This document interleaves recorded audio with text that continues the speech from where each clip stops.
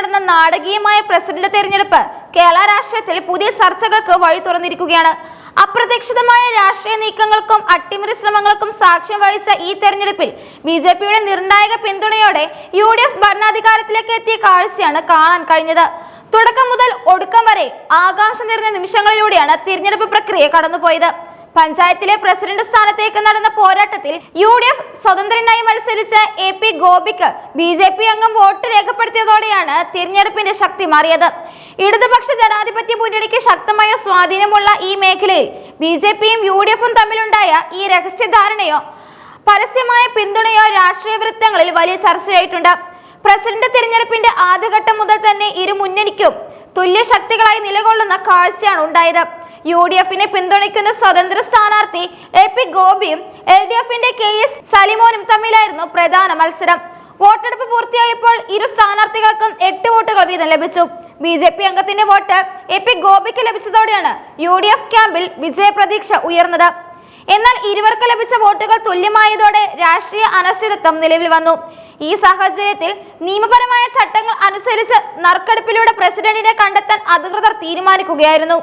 ആകാംക്ഷാഭരിതമായ നറുക്കെടുപ്പ് പ്രക്രിയയിൽ ഭാഗ്യം UDFിനൊപ്പം നിന്നതോടെ AP ഗോപി കുമരകം പഞ്ചായത്തിന്റെ പുതിയ പ്രസിഡന്റായി തിരഞ്ഞെടുക്കപ്പെട്ടു. ഈ വിജയത്തിന് പിന്നിൽ BJPയുടെ പിന്തുണയുണ്ടെന്ന വസ്തുത LDF രാഷ്ട്രീയ ആയുധമായി ഉയർത്തുന്നുണ്ട്. UDFും BJPയും തമ്മിലുള്ള അവിശുദ്ധ കൂട്ടുകെട്ടിന്റെ തെളിവാണ് ഈ തെരഞ്ഞെടുപ്പ് ഫലമെന്ന് ഇടതുപക്ഷ നേതാക്കൾ ആരോപിക്കുന്നു. കുമരകത്തെ വികസന പ്രവർത്തനങ്ങളെ അട്ടിമറിക്കാനാണ് ഇത്തരം ഒരു നീക്കം നടന്നതെന്നും ജനവിധിക്ക് വിരുദ്ധമായ ഭരണമാണ് ഇവിടെ നിലവിൽ വരാൻ പോകുന്നതെന്നും അവർ കുറ്റപ്പെടുത്തി. എന്നാൽ പഞ്ചായത്തിന്റെ ക്ഷേമത്തിന് വേണ്ടിയുള്ള തീരുമാനങ്ങളാണ് തങ്ങൾ കൈക്കൊള്ളുന്നതെന്നാണ് UDF നേതൃത്വത്തിന്റെ വാദം. സ്വതന്ത്ര സ്ഥാനാർത്ഥിയെ പിന്തുണയ്ക്കാൻ BJP എടുത്ത തീരുമാനം അവരുടെ രാഷ്ട്രീയ നിലപാടാണെന്നും അത് UDFിന്റെ അക്കൗണ്ടിൽ ചേർക്കേണ്ടതില്ലെന്നും അവർ പ്രതിരോധിക്കുന്നു. എങ്കിലും പഞ്ചായത്ത് ഭരണത്തിൽ BJP അംഗത്തിന്റെ വോട്ട് നിർണായകമായത് വരും ദിവസങ്ങളിൽ വലിയ രാഷ്ട്രീയ വിവാദങ്ങൾക്കും കാരണമായേക്കാം. കുമരകം പോലുള്ള ഒരു പ്രധാന വിനോദസഞ്ചാര കേന്ദ്രത്തിൽ തദ്ദേശ ഭരണകൂടത്തിന്റെ പ്രവർത്തനം ഏറെ പ്രാധാന്യമർഹിക്കുന്നതാണ്. അതുകൊണ്ട് തന്നെ പുതിയ ഭരണസമിതിയുടെ ഓരോ നീക്കവും ജനങ്ങൾ ഉറ്റുനോക്കുന്നു. നറുക്കെടുപ്പിലൂടെ അധികാരം ലഭിച്ച AP ഗോപിക്ക് മുന്നിൽ വലിയ വെല്ലുവിളികളാണ് നിലവിലുള്ളത്. പഞ്ചായത്തിലെ വികസന പ്രവർത്തനങ്ങൾ ഏകോപിപ്പിക്കുക എന്നതിനോടൊപ്പം തന്നെ ഭൂരിപക്ഷമില്ലാത്ത ഭരണസമിതിയെ മുന്നോട്ട് കൊണ്ടുപോകുക എന്നതും പ്രയാസകരമായ ഒരു ദൗത്യമാണ്. BJP അംഗത്തിന്റെ പിന്തുണ വരും ദിവസങ്ങളിൽ ഭരണപരമായ തീരുമാനങ്ങളിൽ സ്വാധീനം ചെലുത്തുമോ എന്ന ആശങ്കയും ഒരു വിഭാഗം പങ്കുവയ്ക്കുന്നുണ്ട്.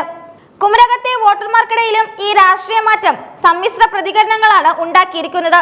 ഇടതുമുന്നണിയെ സംബന്ധിച്ചിടത്തോളം ഈ പരാജയം അപ്രതീക്ഷിതമായിരുന്നു. കൃത്യമായ വോട്ട് കണക്കുകൾ ഉണ്ടായിരുന്നിട്ടും നറുക്കെടുപ്പിലൂടെ അധികാരം നഷ്ടപ്പെട്ടത് അവർക്ക് വലിയ തിരിച്ചടിയായി. BJPയുടെ നിലപാട് മാറ്റം മുൻകൂട്ടി കാണാൻ സാധിച്ചില്ല എന്നതും LDFിനെ നേരിട്ട വലിയ വീഴ്ചയാണ്. അതേസമയം UDFിനെ സംബന്ധിച്ച് ഈ വിജയം മനോവീര്യം വർദ്ധിപ്പിക്കുന്ന ഒന്നാണ്.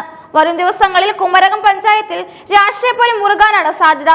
ഭരണപക്ഷവും പ്രതിപക്ഷവും തുല്യ ശക്തികളായതിനാൽ ഓരോ കൗൺസിൽ യോഗവും സംഘർഷഭരിതമാകാനും ഇടയുണ്ട്. കേരളത്തിലെ തദ്ദേശ സ്വയംഭരണ സ്ഥാപനങ്ങളിൽ BJP പ്ലേ ചെയ്യുന്ന കിങ് മേക്കർ റോളിന്റെ ഏറ്റവും പുതിയ ഉദാഹരണമായി കുമരകം തെരഞ്ഞെടുപ്പ് ചരിത്രത്തിൽ രേഖപ്പെടുത്തും.